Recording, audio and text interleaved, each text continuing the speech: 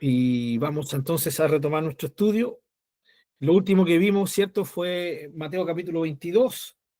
Recuerden que lo que estamos viendo, mis amados hermanos, es la perspectiva de uno, por un lado, de lo que el Señor merece, ¿no? De lo que Él es digno. De la mano de esto es, obviamente, como reacción a lo que el Señor merece, está el tema de que lo que Dios espera de nosotros es nuestro todo, ¿no? Es nuestro todo. De ahí el lema, ¿no?, usado por Pablo y que lo hemos hecho nuestro, ¿no? En Él, por Él y para Él. Ya fuimos creados para Él. Entonces, la idea de Dios desde el principio fue que fuéramos para Él. ¿Ya?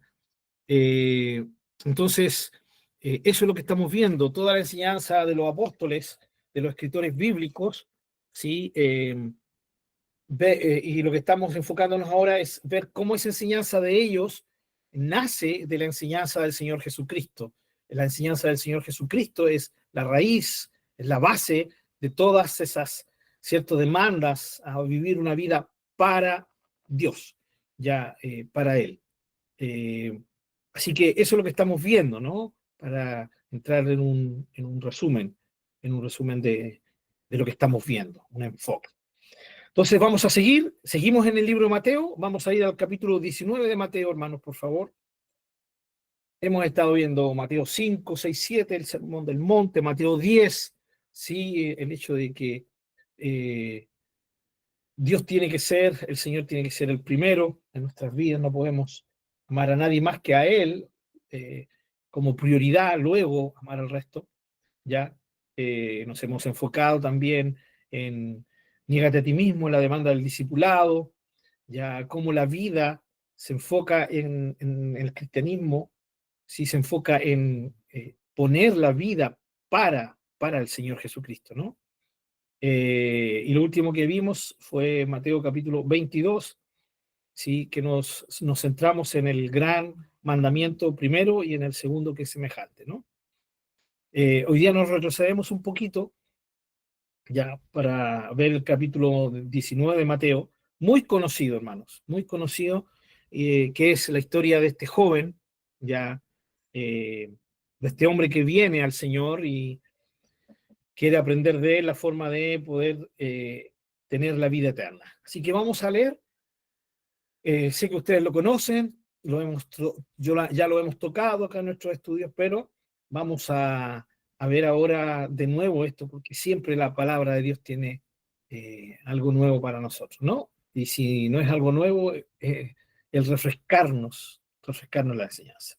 Mateo capítulo 19, voy a leer desde el versículo 16 adelante, ¿ya? Eh, Dice, entonces vino uno y le dijo, maestro bueno, ¿qué, qué bien haré para tener la vida eterna? Él le dijo, ¿por qué me llamas bueno? Ninguno hay bueno sino uno, Dios. Pero si quieres entrar en la vida, guarda los mandamientos. Le dijo, ¿cuáles? Y Jesús dijo, no matarás, no adulterarás, no hurtarás, no dirás falso testimonio. Honra a tu padre y a tu madre, y amarás a tu prójimo como a ti mismo. El joven le dijo, todo esto lo he guardado desde mi juventud. ¿Qué más me falta? Jesús le dijo, si quieres ser perfecto, anda, vende lo que tienes y dalo a los pobres y tendrás tesoro en el cielo, y ven y sígueme. Oyendo el joven esta palabra, se fue triste porque tenía muchas posesiones. Entonces Jesús dijo a sus discípulos, de cierto les digo que difícilmente entrará un rico en el reino de los cielos. Otra vez les digo que es más fácil pasar un camello por el ojo de una aguja que entrar un rico en el reino de Dios.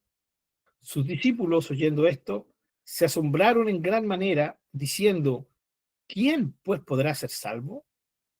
Y mirándolo Jesús les dijo, para los hombres esto es imposible, pero para Dios todo es posible.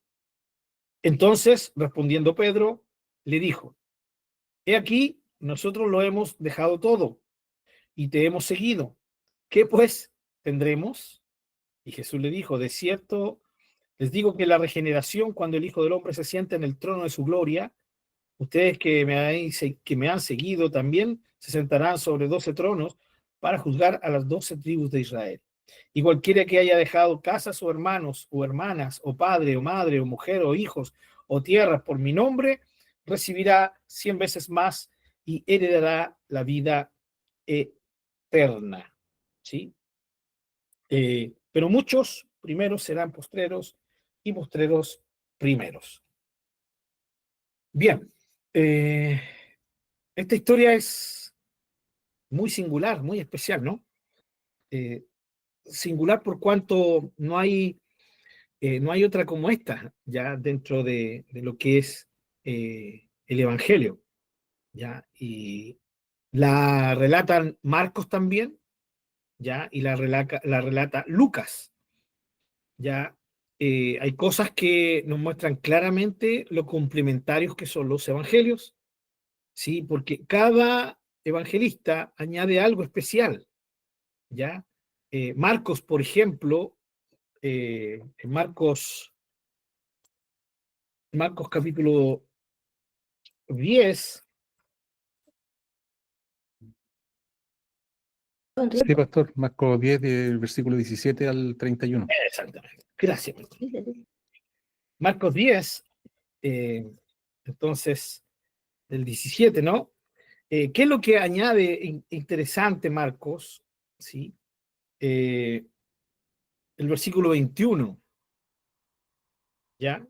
Después que eh, el joven le dice, leamos el 20 y la primera parte del 21. Él entonces respondiendo le dijo, maestro, todo esto lo he guardado desde mi juventud.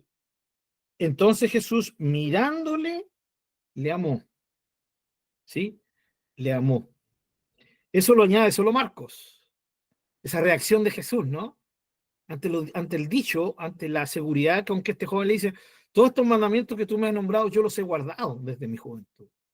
Jesús lo amó, ¿ya? Obviamente, si él hubiera estado mintiendo, ya Jesús no hubiera reaccionado de esta manera, ¿no? Eh, pero ve la sinceridad de este joven, ¿no? Eh, es el caso, ¿cierto?, de este hombre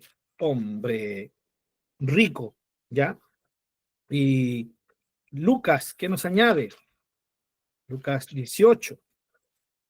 Lucas 18, si no me equivoco. Veamos. Sí, Lucas 18. Versículos del 18 al 30. Exactamente, ¿sí? En el versículo 18, que es lo que añade Lucas, dice, un hombre principal, ¿sí? Un hombre principal. Esa palabra principal significaba que él tenía una autoridad social, ¿sí? Un estatus social especial de influencia. Ya el término principal se añadía, se usaba para personas de este tipo. Ya. Entonces, Lucas nos habla de que era un hombre muy importante socialmente. A esto le sumamos lo que los tres nos dicen, que era rico, por lo tanto tenía un peso social, ya, de autoridad en la sociedad, tenía un tremendo peso económico, ya. Eh, y volviendo ahí a Mateo, volvemos a Mateo, ¿no? Nos centramos ahora sí en el libro de Mateo por algo que Mateo añade, ¿ya? Y por eso nos vamos a quedar en Mateo, porque Mateo añade algo que tiene que ver con esto ya, de lo que estamos viendo, ¿ya? De lo que estamos viendo. Mi hermano Daniel. ¿No? ¿Me escucha? Sí, perfectamente, hermano Dani. Ah, ya. En Marcos también añade que se arrodilla, que viene corriendo y se arrodilla frente a Jesús. Sí, exactamente, Mm. justamente. Gracias, mi hermano Dani. Hay otra cosa, ¿cierto?, en el caso de Marcos, ¿no? Eh, Aquí en Mateo también, nosotros vamos a ver que, bueno, lo vamos a ver después ahí en un punto clave, pero hay otra cosa. Según Lucas, entonces, era un hombre de un tremendo peso social y rico. Según Marcos, era rico, ¿no? Pero también, como dice mi hermano Daniel, vemos a cierto hincando la rodilla ante el Señor, ¿no? Humillándose ante él. Y Mateo añade lo que leímos, ¿no? El versículo, Mateo 19, por si acaso, versículo 22, dice, oyendo el joven esta palabra. Porque ¿de dónde se saca que es joven? De Mateo, ¿sí? Mateo entonces nos dice Sí, que es joven, ¿ya? Lucas nos joven. dice que tenía un cargo, una importancia ya pública y social. Así que tenemos a un hombre rico de una tremenda influencia ya política y social, y que más encima era joven, ¿no? Entonces, no era, la gente joven no tenía no era normal que alcanzara todo esto, porque la cultura era una cultura en que se valoraba mucho la experiencia.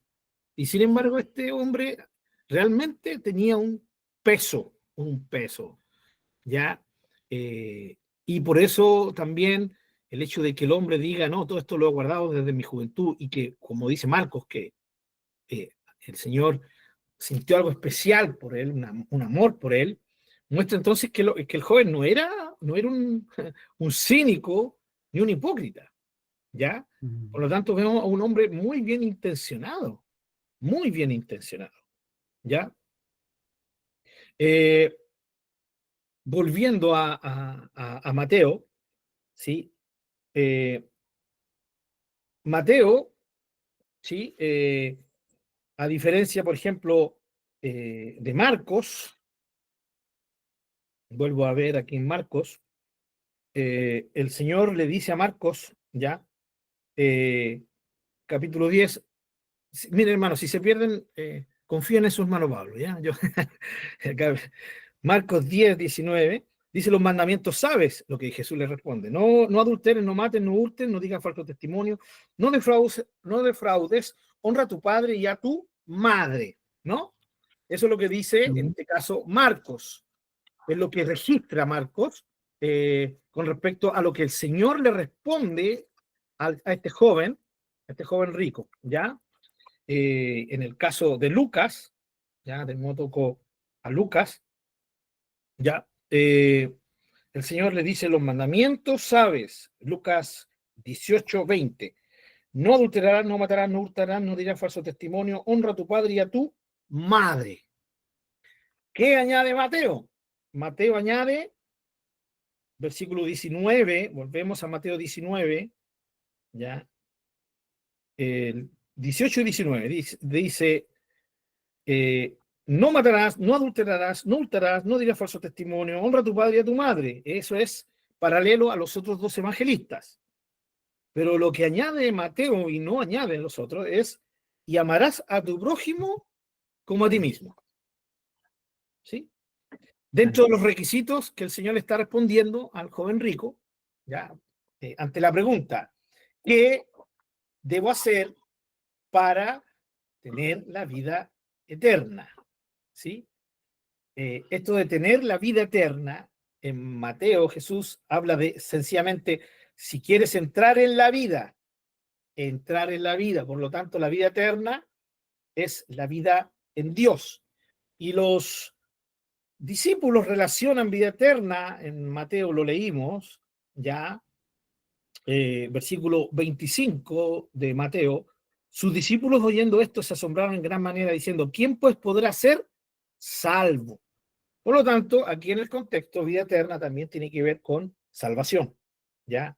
Con salvación. Eh, Bien, hablemos un poquito de qué fue lo que ocurrió con este joven, ¿ya? Eh, siempre lo he visto así, hermano. Este es un hombre de esos que tienen tanto peso, hermanos, que pareciera que uno diría, pero si lo único que le falta es ser salvo, ¿no? Eh, como, eh, como pasa hoy en día, cuando uno ve a gente tan bien intencionada, tan buena, con tan buenos modales, incluso ya queriendo seguir una religión, buscando la verdad, y uno los ve, wow, pero si pareciera que casi merece la salvación, ¿ya? Este es el caso de este hombre, ¿ya? Si lo vemos humanamente, si fuera por obras, este hubiera estado los primeros ahí en la fila, ¿ya? Hubiera estado los primeros, ¿ya? Eh, porque lo tenía todo externamente, humanamente, ya bajo una perspectiva humana. Eh, Son de esas personas, hermanos, ¿saben? Personas como él llegan a muchas iglesias, ¿no? Y se les recibe, pero nunca se les confronta, ¿ya? Porque ellos dicen, no, si yo desde niñito, ¿sí? Mis papás me criaron muy bien, ¿ya? Y yo sé que más de algunos de nosotros hemos conocido gente así. E incluso, tal vez algunos de nosotros, yo no sé, no conozco sus vidas, hermano, tal vez algunos de los que estamos escuchando, en algún momento, antes de tener realmente un encuentro con el Señor, nos creíamos gente buena, ¿sí? Gente buena, o sea, ¿por qué el Señor no me va a recibir, no? Y participar en una iglesia evangélica, cristiana, y entrar ahí y comenzar a participar de todas las normas y las costumbres que tiene la iglesia, eh, como yo era tan bueno, no me costó entrar en esa, ¿cierto? En esa corriente evangélica. Ya nunca fui bueno, nunca tomé, nunca fumé, menos drogas, eh, eh, el tema de pecados sexuales tampoco.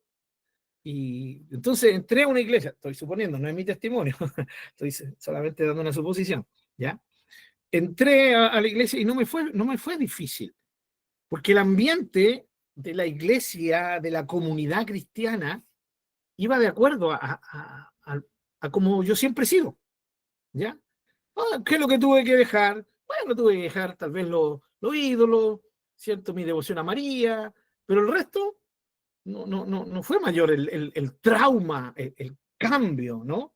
Que hubo de vida en mí. Tristemente, hermanos, esto ocurre, ¿ya? Ocurre con personas que son así, porque entendamos una cosa, hermano, hay gente que es bien enseñada, ha sido bien criada, ¿sí? Eh, son personas que siguen una línea moral y ética cristiana porque fueron enseñados así, fueron enseñados así. ¿Ya? Ahora, ¿esto está mal? No, no está mal. Ojalá siempre fuera así. El tema está en que se cree que porque se es así, uno merece el cielo. Uno merece estar con Dios eternamente. Merece el favor de Dios. Merece, ¿no? Entonces, gente que entra, ¿no? A una comunidad cristiana eh, o entra a una comunidad cristiana para poder contagiarse de esa forma de vida, ¿ya? Que tienen los cristianos. Entonces, para cambiar. Esto es algo que se da mucho en la cárcel, ¿sí? Tuvimos la oportunidad de estar muchas veces sirviendo en la cárcel. Nuestra hermana Laurita, ella sirve al Señor ahí, aún todavía. Eh, y ahí se daba, esto no es algo que yo estoy inventando, esto es una realidad, ¿no? De que dentro de la cárcel se sabe que muchos, eh, ¿cierto? Especialmente a los que les llaman rematados, ¿no? Eh, los que ya están ahí con sentencia y todo, se aferran a los hermanos, ¿sí? Comienzan a asistir a la iglesia evangélica. ¿Por qué? Porque saben que eso les va a ayudar con su conducta, ¿ya? Con su conducta. Y esto se dio mucho allá en Iquique, cuando se hizo un grupo, ¿ya? Y un sector especialmente, creo que sí, se llamaba APAC, sí, amando al prójimo, amando a Cristo. Ya fue un proyecto que se hizo, no sé si en las otras cárceles. Entonces, ese era un grupo, ya, de un sector donde solamente habían cristianos evangélicos, ¿ya? Entonces empezaron mucho a participar de ahí porque sabían que eso les podía ayudar en el tema del comportamiento. Pero después salían y, bueno, tristemente, no todos, por supuesto, hay mucha gente que conoció al Señor ahí. Nosotros tenemos la linda experiencia de nuestra hermana Jesús, ¿sí? Como ella conoció al Señor ahí, y hoy día puede salir de ahí, ha sido siempre una mujer de un tremendo testimonio, ¿no? Y gloria a Dios por eso. Pero eso pasa con la gente que comienza a participar y son buenos, ¿no? Vuelvo a decir, ojalá toda la humanidad fuera así, ¿no? Pero el tema con estas personas es que hay algo oculto en los corazones de personas así. ¿Y saben cuál es eso oculto, hermanos? Me imagino que ustedes se lo imaginan también. Es la autoconfianza, ¿sí? Es el creer que soy bueno, ¿sí? Y ser bueno significa que, ¿por qué voy a merecer el mismo trato de alguien que no es bueno? De un ladrón, ¿sí? De un mentiroso, empedernido, de un drogadicto. ¿Por qué me van a comparar con él, con ellos, no? Yo soy bueno, o sea, está la autoexaltación a sí mismos. En algunos es muy oculto, pero ahí está. Y esto ocurre cuando viene la palabra y los confronta de que a pesar de que son tan buenos, igual son pecadores. Por lo tanto, igual merecen la condenación. Y esto para muchos es chocante, ¿no? Es muy chocante. El problema está en esto, en que hay un autoconcepto de que merecen algo de parte de Dios. Y este es el caso del conocido joven rico, ¿ya? Él es un hombre que viene a preguntar algo, ¿ya? Pero yo creo que jamás se imaginó que el maestro le iba a decir lo que le dijo, ¿no? Lo más probable es que él ya haya venido con un tema de que, bueno, yo he hecho todo, o sea, ¿qué me falta, no? Que me dé que este maestro, este rabino Galileo me enseñe el siguiente paso, ¿no? Pero yo ya tengo todo un currículum hecho, ¿ya? Todo un currículum hecho. Entonces, wow, tengo cursos, tengo seminarios, ¿sí? Tengo un sinfín de cosas. ¿Ya? Más encima tengo el apoyo de la gente, ¿no? ¿Qué podría hacer? Estoy buscando, tal vez, si es que me falta algo. ¿Ya? Entonces llega donde el maestro y el maestro lo confronta, ¿sí?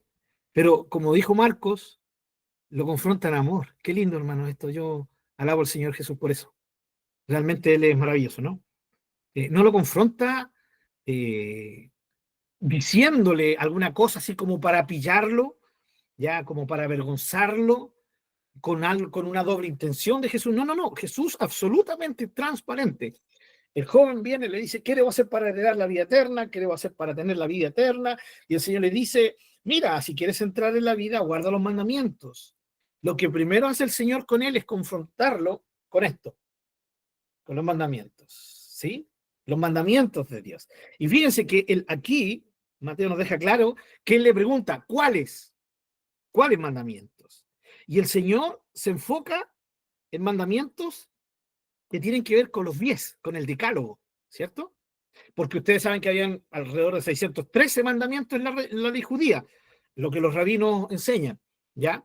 Entonces, es como la pregunta que le hace el escriba al Señor, ¿no? ¿Cuál es el gran y el primer mandamiento?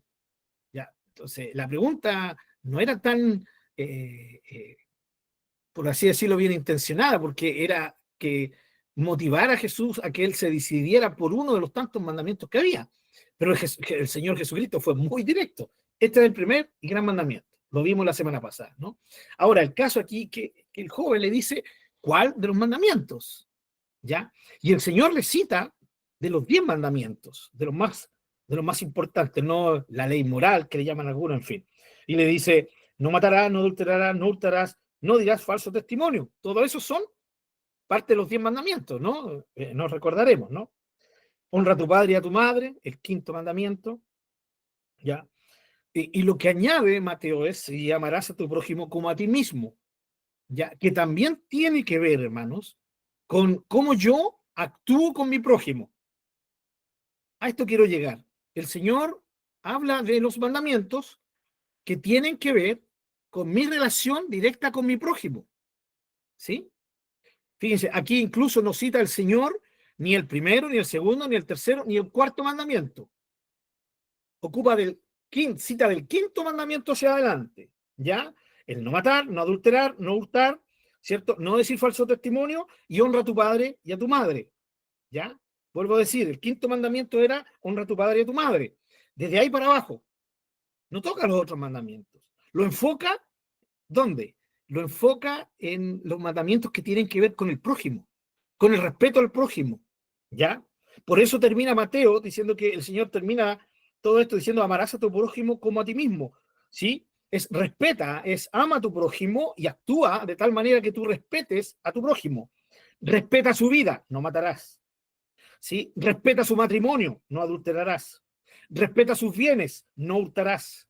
Respeta su honra, no dirás falso testimonio. Respeta a las personas más importantes de tu sector más directo, tu padre y tu madre, hónralos. Hónralos, ¿ven? Entonces, el énfasis está sobre el prójimo, sobre el prójimo. Ahora, ¿por qué es importante esto? Porque si ustedes se dan cuenta, lo que el Señor le va a decir después es, vende todo lo que tienes y dáselo a los pobres. El enfoque está hacia allá. Entonces, el Señor le pudo haber dicho a este joven, mira, ¿qué mandamiento le dice el joven? Bueno, no tendrás dioses ajenos, ¿sí? No te harás imágenes ni te inclinarás ante ellas, no tomarás el nombre del Señor tu Dios en vano, ¿ya? Y por último, guardarás el día de reposo. Le pudo haber dicho esos 4 mandamientos. Él era un judío de tomo y lomo. Por lo tanto, esos 4 mandamientos eran su vida diaria. Y no solo de él, sino de la mayoría de los israelitas, de los judíos en ese tiempo. ¿Ya? Pero el tema que siempre ha sido el ser humano ha sido cuando se trata de relacionarse con su prójimo.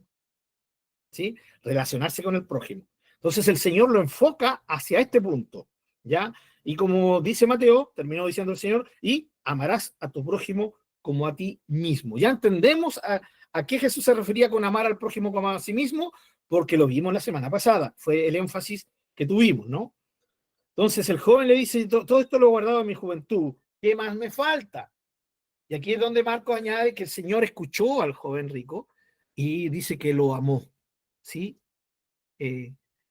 Hubo un sentimiento de cariño hacia él, ¿ya?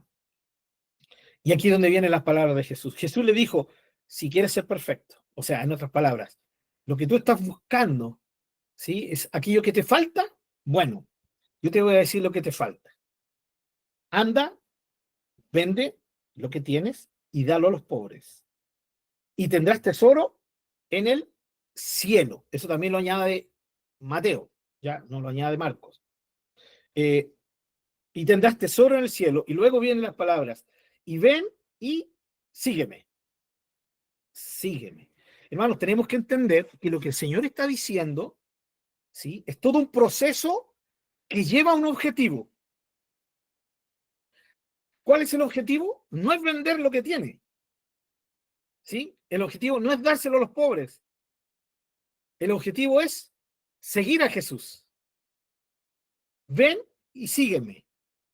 Por lo tanto, lo que el Señor le está diciendo a este joven es tienes que deshacerte de todo aquello que te aferra a esta vida para que estés libre y me puedas seguir. Ese era el punto. Ese era el punto de Jesús. Por lo tanto, cuando nosotros nos enfocamos claramente, obviamente aquí podemos tomar esto para decirle a la gente que tiene más dinero, no, ayuda al pobre, vende todo lo que tienes, ¿ya? Pero ese no era el objetivo real. El objetivo real era, ven y sígueme. No era lo mismo que el Señor le dijo a sus discípulos, si alguno quiere seguir en pos de mí, ¿qué tenía que hacer? Negarse a sí mismo, tomar la cruz y seguirlo. ¿Cuál era el énfasis, el objetivo? Seguir a Jesús. Para poder seguirlo había que negarse a sí mismo y había que tomar la cruz. Es la única forma de seguir a Jesús. Porque el fin, el objetivo más importante es seguir a Jesús. Que no haya nada que me impida seguirlo. Nada. Entonces, el Señor desafía a este joven y le dice, ¿tienes riquezas? Ya, anda, vende todo lo que tienes y dalo a los pobres. ¿Ya? Y aquí Mateo añade esto, ¿cierto?, de parte del Señor, que es como un cariñito que el Señor Jesús le hace, ¿no? Y tendrás tesoro en el cielo. Cambia tus tesoros terrenales por los tesoros del cielo. ¿Ya? Recuerden, es el mismo contexto del Mateo que nos recuerda, ¿sí?, cómo nos enseñó el Señor Jesucristo en el Sermón del Monte. ¿Se recuerdan del Sermón del Monte? Espero que sí se recuerden, ¿no? Ya, háganse tesoros en el cielo, ¿ya? Hagan tesoros en el cielo.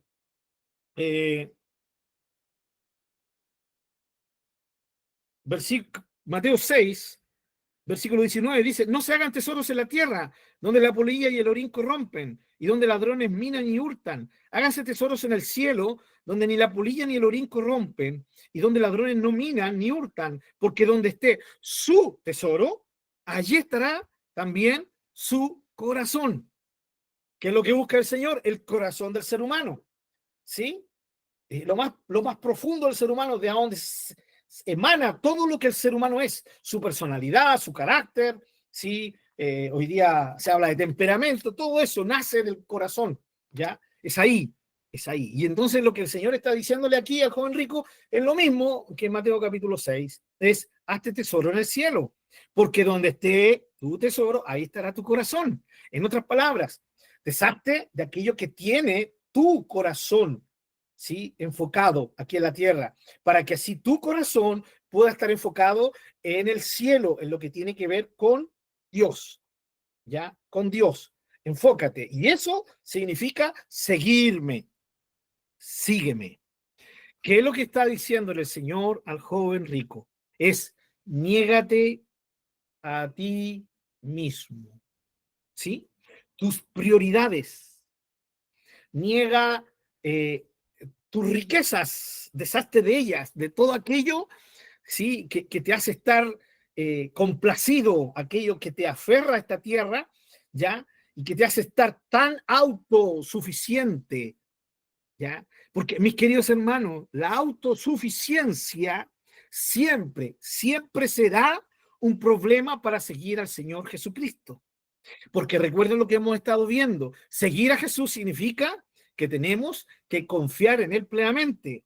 Nuestro todo para Él, ¿no? Y es porque entendemos lo que el Señor dijo. Sin mí o separados de mí, nada pueden hacer. ¿Sí? Esa autoconfianza es el gran enemigo de un ser humano para entender el llamado del Señor Jesucristo. Justamente es la autoconfianza la que Dios golpea en el ser humano. Autoconfianza. Por eso la gracia de Dios. ¿Qué es la gracia de Dios? La gracia de Dios es incompatible con la autosuficiencia, con los recursos propios, con las obras propias, ¿sí?, con las capacidades propias. O es gracia o es lo otro. La gracia echa por tierra toda jactancia, porque la gracia significa que yo no merezco nada de parte de Dios, nada. Y aún la gracia no solamente la salvación, sino que la gracia me dice que es ella la que me capacita para vivir mi vida cristiana. No son mis recursos, no es mi fuerza de voluntad, ni mis buenos hábitos los que me van a llevar a tener una vida cristiana efectiva. Es mi confianza, no en mí, sino en el Señor. Eso es gracia. La gracia me capacita, ¿no?, para poder vivir la vida cristiana. Hermano, la vida cristiana comienza con la gracia. La vida cristiana se mantiene con la gracia y la vida cristiana finaliza por gracia. Pedro, en su primera carta, dice, estén preparados para recibir la gracia que les espera. ¿Sí? Pablo le dice a Timoteo, esfuérzate en la gracia. ¿Sí? Pablo dice, por la gracia de Dios soy lo que soy.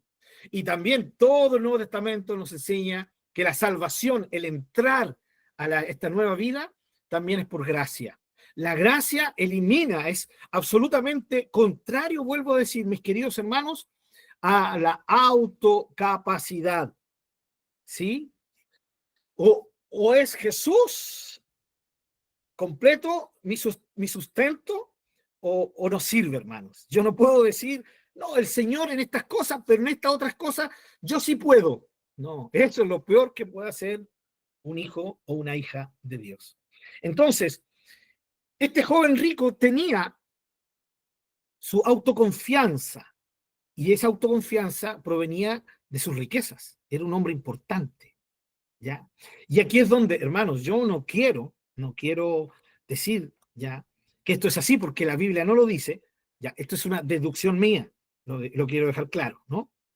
Pero veo aquí claramente, a mí se me hace muy claro que este joven, claro, al saber que tenía tantas riquezas, ya, segundo, primero, riquezas, segundo, al saber que él era un hombre de verdad, sinceramente dedicado a la religión, ¿ya? Porque había guardado todos los mandamientos, él estaba buscando algo nuevo que se le pudiera añadir, pero él dijo, he guardado todos los mandamientos de mi juventud, esos que me dijiste, ¿no? Entonces, él tenía una autoconfianza también en su vida religiosa, ¿ya? En sus logros como persona ligada a una religión o de cara a Dios, ¿ya? Y tercero, era un principal, por lo tanto tenía un testimonio también de la gente, hermanos, ¿ya? Y ahora sí, esto sí no es mi ocurrencia, es lo que la Biblia directamente dice, es que cuando el joven escucha estas palabras, se fue triste, porque tenía muchas posesiones. Queda claro que el rechazo del joven rico a la invitación de Jesús, ¿ya? Porque, hermano, lo que está haciendo Jesús es invitarlo a seguirlo, ¿ya? Es lo que hizo con Mateo, lo que hizo con Pedro, con Juan, con Jacobo, con Andrés, y con cada uno de los dos y con cada uno de los seguidores. Aquí el Señor está diciendo, ven, sígueme. Anda, vende todo lo que tienes, porque todo aquello que tienes te ata, porque todo aquello que tienes te limita. El Señor conocía el corazón de este joven, ¿ya? Y este joven recibió esas palabras con mucha tristeza. De hecho, hermanos, se va. ¿Qué significa esto? Que él no pudo responder positivamente al llamado del Señor Jesucristo. No pudo. ¿Por qué? Porque su corazón estaba atado a algo. Porque su corazón no estaba en el cielo, su corazón estaba acá en la tierra. Ahora, noten bien, la intención de él es buena. Él quiere saber qué es lo que tiene que hacer para heredar la vida eterna. ¿Ya? Sin embargo, y tristemente, cuando el maestro le dice lo que tiene que hacer, ¿ya?, él no puede hacerlo. No quiero dejar pasar por alto algo, hermanos. No vamos a creer, por favor, de que el Señor Jesucristo le estaba diciendo a este joven, mira, si cumples los mandamientos, puedes ser salvo. ¿Ya? Lo que pasa es que el Señor le estaba diciendo a este joven, ¿ya?, lo primero que tiene que saber todo hombre y toda mujer, ¿qué es? Que tenemos que hacer la voluntad de Dios. Y los mandamientos son la expresión de la voluntad de Dios. Entonces, el Señor le dice, bueno, guarda los mandamientos, ¿sí? Pero el Señor no termina con eso, ¿sí? No termina con eso. ¿Termina con qué? Con, ven y sígueme. ¿Eh? Ven y sígueme. Para el judío, guardar los mandamientos era algo imprescindible, pero el Señor le añade, ¿sí?, esta esencia del Evangelio. ¿Y cuál es la esencia del Evangelio? Jesucristo, el Señor Jesucristo. Al decirle, bueno, has hecho todo esto, ok, lo que te falta, ¿sí?, lo imprescindible, ¿sí?, has sido una muy buena persona, bien, te felicito, te creo que eres sincero, pero lo que te falta y al final lo único que importa realmente es que me sigas. Pero para seguirme tienes que desprenderte de aquello que te ata a esta tierra. Sus riquezas en este caso, ¿cierto? Las de este joven, ¿ya? Miren, hermano, lo dije una vez, sigo creyéndolo, el Espíritu Santo no nos dice nada más de este joven, ¿sí? No lo podemos mandar al infierno, hermano. Porque ¿cuántos de nosotros el Señor nos habló 1, 2, 3, 4, 5 veces antes de que nos rindiéramos a Él? Así que capaz que nos encontremos con Él en el cielo, ¿no? Que se haya recapacitado, pero el Espíritu Santo no nos ha dicho nada, así que meras especulaciones, ¿no? Lo que sí, no lo podemos ni mandar para el cielo, ni mandarlo para el infierno, porque eso no es nuestro tema, no es nuestra labor, eso es de Dios, pero sí nos tenemos que quedar con lo que está explícito en la palabra. ¿Y qué es lo que es explícito? Que este joven estaba aferrado a cosas que le impedían seguir al Señor Jesucristo. ¿Ya? Noten bien cómo alguien puede llegar a ser tan bueno, tan religioso, tan perfectamente religioso, y sin embargo no poder dar el paso más importante, el trascendental, único que es trascendental, que es seguir al Señor Jesucristo. ¿Ya? Y seguirlo significa transformarnos en discípulos, aprender de Él, creer lo que Él nos dice, y eso conlleva implícitamente el hecho de recibirle, el hecho de vivir para Él, el hecho de entregarle nuestra vida y todo lo que sabemos y entendemos que significa seguir al Señor. No pudo, fue un fracaso rotundo. Y eso nos muestra, hermanos queridos, cuando esto se replica hoy en día. Se replica, hermanos, cuando se nos dice, hermano, ¿es tu todo o es nada? Eso a muchos les suena fuerte, hermanos. ¿Ya? Y comienzan inmediatamente la mentecita a forjar, ¿cierto?, una idea. Ah, o sea que tengo que dejar a mi esposa, tengo que dejar a mis hijos, tengo que dejar a mi familia, tengo que dejar mi trabajo. ¿Cómo es posible? Somos por humanidad, ¿sí?, pesimistas. No miramos el enfoque positivo de la invitación, sino lo negativo. Inmediatamente lo relacionamos con que Dios es un tirano, aunque no lo digamos, ni lo confesemos con nuestros labios, pero, Él me quiere quitar todo. Pero, ¿por qué no entendemos que la idea de Dios no es quitarnos, ¿sí?, sino que es darnos? Lo que Él nos quiere dar es la vida eterna, lo que Él nos quiere dar es el propósito de vivir, lo que Él nos quiere dar es su salvación, lo que Él nos quiere dar es poder estar junto a Él, aquí en la tierra y por la eternidad, y que todas las otras cosas, ¿cierto?, son añadidura, ¿o no? Es lo que el Señor va a tratar con los discípulos después, ¿o no? Sí, es lo que leímos. Y aquí entra lo otro especial que tiene Mateo, ¿ya? Que Mateo descubre a Pedro, ¿ya? No lo tiene Marcos, ¿ya? Este punto, vayan por favor conmigo, ¿ya?, al versículo 27, la actitud de nuestro querido hermano Pedro. El Señor sabe que yo no lo estoy juzgando, estoy aprendiendo de él. Son cosas diferentes, ¿no? Dice en el versículo 27, entonces respondiendo Pedro le dijo, he aquí, nosotros lo hemos dejado todo, ¿sí? Ya. Y te hemos seguido. Hasta ahí llega Marcos. Pero Mateo añade algo que dijo Pedro. ¿Qué pues tendremos? ¿Sí? Esto es interesante. Esto es interesante, ¿no? Bueno, te hemos dejado todo. Bueno, ¿y cuál es nuestra recompensa? ¿Sí? ¿Vamos a tener algo por todo esto que hemos hecho, por esta gran labor, este gran paso que hemos dado, maestro, de seguirte? No como este rico que no te pudo seguir. Nosotros sí te hemos seguido. Entonces, ¿qué tendremos? ¿Qué tendremos? ¿Entienden la idea, mi hermano, de Pedro? Sí. Él está pidiendo que el Señor le diga, bueno, ¿qué es lo que hay, cierto, de recompensa? ¿Recibimos algo acaso? ¿Ya? ¿Por seguirte? Obviamente, usted y yo sabemos que nuestros queridos hermanos apóstoles estaban en un proceso. ¿Sí? Sabemos muy bien eso. Lo sabemos muy bien, hermanos. Y esto nos muestra que sí, Pedro estaba en un proceso. De hecho, ya había pasado un proceso, ¿se recuerdan? Mateo 16. Voy a morir, voy a ir a Jerusalén, les dice el maestro, ya, y me van a arrestar, me van a matar y resucitaré al tercer día. Y Pedro lo toma a un lado, según Marcos lo reprende, Mateo no, ahí no está en lapidario con Pedro, ¿sí? Dice Marco, dice que lo reprende, lo lleva a un lado y lo reprende, reta, como diríamos chilenamente, lo retó al Señor. Le dijo, pero ¿cómo se te ocurre decir tal barbaridad, maestro? ¿Que vas a morir? ¿No? Claro, porque estaba viendo la ganancia, el bienestar terrenal, y por eso la reprensión de Jesús. Y dentro de la reprensión de Jesús no solo es el quítate delante de mí, Satanás, sino que lo otro es tan importante, ¿cierto? Que muchas veces se nos va porque le damos énfasis a eso de quítate delante de mí, Satanás, porque me eres tropiezo. ¿Ya? La segunda parte es vital. ¿Y qué es cuál es la segunda parte? Es porque no pones tus ojos, tu mirada, tu perspectiva de vida en las cosas del cielo, sino en las de los hombres. Lo mismo que repetiría el Espíritu Santo a través del apóstol Pablo a los hermanos colosenses.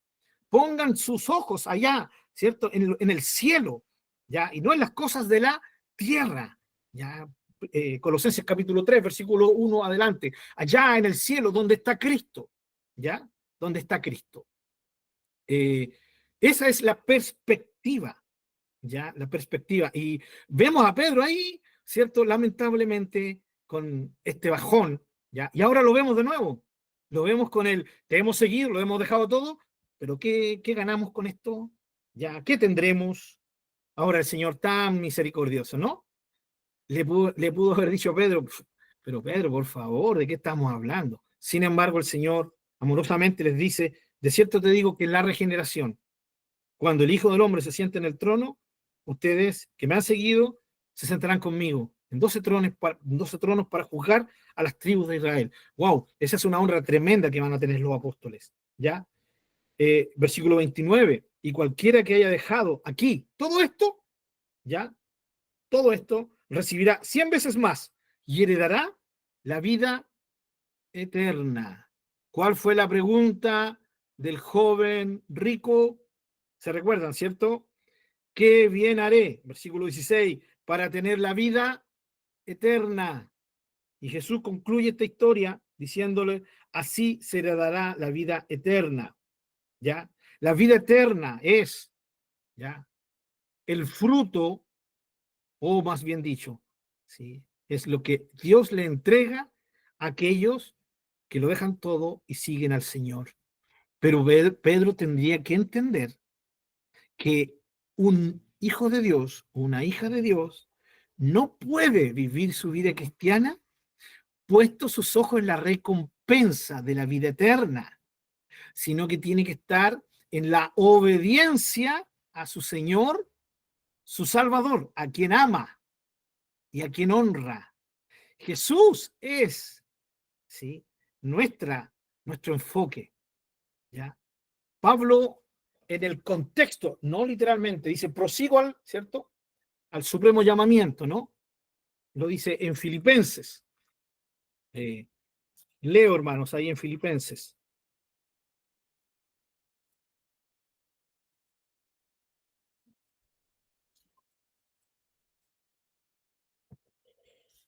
El famoso prosigo al blanco, ¿no? Filipenses 3.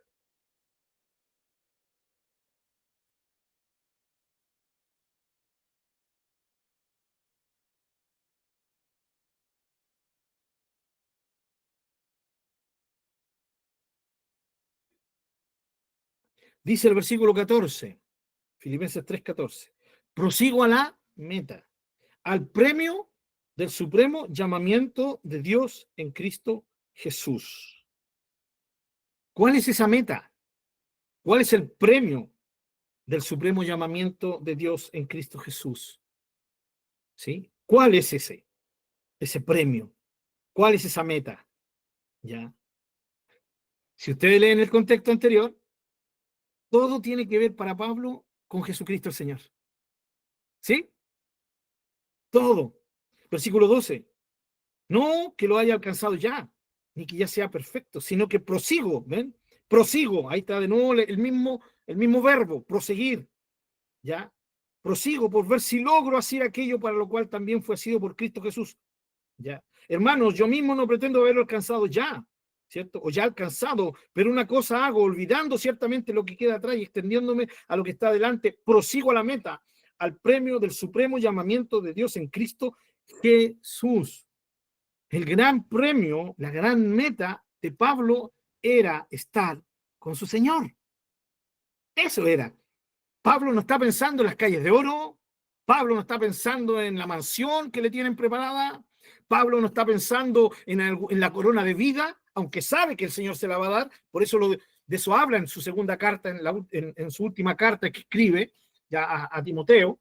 Sabe que va a recibir la corona de vida, pero ese no es su fin. Su fin es Jesucristo. Su fin es el Señor Jesús. Para él la gran meta es estar con él. Para él el gran premio es estar con él. ¿Sí? Entonces, el Señor Jesucristo les enseña aquí a los apóstoles, le dice, miren, todo esto, cualquier persona que deje todo por seguirme, todo, Dios lo va a bendecir aquí en la tierra, pero sobre todo en el más allá, como le llamamos, ¿no? Humanamente. La vida eterna, ¿cierto? Heredará la vida eterna. ¿Sí? O sea, al final del tiempo va a ser llamado a experimentar la vida de Dios en él, ya por medio de la transformación, como dice aquí Jesús, por medio de la regeneración, ya cuando Jesús venga, nos llame, y ahí, cuando nos encontremos con él, va a venir esta regeneración, esta transformación, como Pablo la denomina, ¿sí? La redención del cuerpo, ¿no? Y es la vida eterna que hoy ya gustamos, que hoy ya vivimos, ya va a ser manifestada también en nuestro cuerpo al ser transformado de un cuerpo corruptible a un cuerpo incorruptible, que eso es lo que nos espera. Entonces el Señor le dice, no es en vano seguirme, pero tiene que motivar a Pedrito, pues, ¿no? A Pedrito que está esperando, bueno, ¿y qué recibiremos? Ya. Ahora, veamos, o sea, seamos sinceros, ¿cuánta gente está esperando un premio especial? Bueno, usted es seguido, Señor, pero fíjense que esto también va muy de la mano con nuestra vida diaria, ¿ya? Especialmente cuando, no sé, les cuento mi experiencia. Voy saliendo hace 2 domingos atrás hacia la escuela dominical, el día domingo, en la mañana. Voy saliendo de aquí el pasaje, llevo como 2 paraderos y de repente el auto empieza ¡pac! A pegar tirones. Pucha, dije yo, Señor, soy tu siervo. ¿Por qué me pasan estas cosas? ¿Ya? Voy a enseñarle a tu pueblo. ¿Por qué me pasan estas cosas? ¿Ya? Y de repente pensando en eso, me recuerdo de un hermano querido que tiene 2 vehículos, él trabaja con sus vehículos, él es panadero, los 2 vehículos empanan, y el hermano tiene que estarse, un vecino le presta el vehículo para ir a dejar los panes, ¿ya? Y el hermano ni reclama, dice, bueno, son pruebas del Señor, pero, hermano Pablo, ahí estamos, el Señor nos va a fortalecer. Me acordé de él, pues, hermano, hasta ahí nomás llegué, pues. Así que me fui lentito nomás, pues, hasta que llegué al templo, y ahí avergonzado, porque claro, ya le estaba echando al tiro eh, como decíamos decimos chilenamente, la cabalgata encima al Señor, ¿ya? Y el Señor me tapó al tiro la boquita, ¿ya? ¿Qué quieres que les diga? Les confieso mi pecado, ¿ya? Entonces, hay veces que se nos olvida que lo más sublime que se nos ha sido dado es la salvación en Jesús. Y esa salvación significa Jesús mismo. Él es nuestra Pascua, como dice Pablo. Él es nuestro sumo sacerdote, nuestro Salvador, nuestro camino. Él es nuestro todo, literalmente es nuestro todo. Si aquí el tema es cómo yo experimento mi vida hacia esa realidad. Si Jesús es mi todo, entonces mi todo tiene que ser rendido para él. Y Pedro no lo entiende todavía. Por eso él dice, nosotros lo hemos dejado todo, y bueno, ¿y qué tendremos? ¿Ya? Que el Señor nos ayude, ¿cierto? Que ayude al hermano Pablo, eh, que cuando hacen cosas como esa, bueno, todo esto entre paréntesis, se arregló el auto solo, no sé qué le pasó. Parece que el Señor me estaba probando, ¿no? Así le encanta probando. Bueno, y sí aprendí una gran lección. Dije, Señor, perdóname. Y creo que eso tocó el corazón del Señor. Ya dijo este cabezón, entendido, así que ya, ahí está el auto de nuevo al 100%. El tema es, hermanos queridos, es que a mí se me olvida, tiende a olvidárseme eso, se me tiende a olvidar eso. Y ya agradezco al Señor de que estemos recordando esto, ¿no? De entender de que yo tengo que avanzar, no quedarme con Pedro, No decir, bueno, yo te he entregado mi vida, te he recibido, estoy viviendo para ti, me he negado, me estoy negando al pecado. Bueno, ¿y qué recibo, Señor? ¿No? Aquí en la tierra. No. Es verlo del otro lado, ¿no? Es decir, ya esto es una honra que yo no merecía. Gracia pura hacia mi vida. El estar seguro de dónde voy a ir a pasar mi eternidad, lo que el Señor Jesucristo hizo en mi favor y todo lo que eso significa y cómo eso debería envolver mi corazón, envolver mi mente y llevarme a vivir en Él, por Él y para Él. Pedro está aprendiendo. Y usted y yo sabemos que no aprendió hasta después, incluso, ya podríamos decir, no sé, hasta en Pentecostés, cuando viene la llenura del Espíritu Santo, viene el Espíritu Santo en su totalidad, ahí a Pedro se le abren todos los canales que antes estaban medio bloqueados ahí. ¿Ya? ¿Por qué? Porque después de estos días, pronto viene esa noche en que Pedro jura y recontrajura que no va a abandonar al maestro, que no lo va a traicionar, que toda esta chacalada, ¿cierto? Que están atrás mío, Señor, esta chacalada de traidores, ellos te pueden estar a traicionar, pero yo jamás. ¿Ya? O sea, no solamente pone su testimonio, sino que más encima se compara superior al resto de los apóstoles que estaban ahí en la cena del Señor, en esa última noche juntos, y lo vemos ahí, jurando, y el Señor le dice, Pedro, ¿entiendes? Me vas a negar, ¿sí? Y Pedro no se queda callado, sino que después que el Señor le dice, ¿me vas a negar? Pedro vuelve a decir, no, Señor, no te voy a negar. Y los otros decían lo mismo. Por último, ya, Señor, no te voy a negar. Pedro, me vas a negar. Bueno, ya, Señor, si tú lo dices, ok. Pero Pedro, no. No, no, no. No te voy a negar. Pedro, me vas a negar. Señor, lo siento, estás equivocado. Estás equivocado. No te voy a negar. Pasaron unas horas y se vio claramente quién era el que estaba equivocado. Y de hecho, no pasó a más porque Jesús deja claro que él oró por Pedro y oró por los apóstoles para que su fe no decayera en ese tiempo en que Satanás les había pedido para zarandearlos como a trigo, ¿no? La intercesión del Maestro, no solo por ellos, sino por nosotros también, hermanos queridos. Entonces, vemos aquí cómo Pedro muestra claramente el cómo son, y muchas veces cómo fuimos, tal vez algunos de nosotros, en algún momento de nuestra vida cristiana, y que alabamos al Señor porque Dios nos ha ido abriendo nuestro corazón, nuestra mente, y estamos entendiendo que todo tiene que ver con Él, por Él y para Él, ¿no? Y esa es la idea, ¿ya?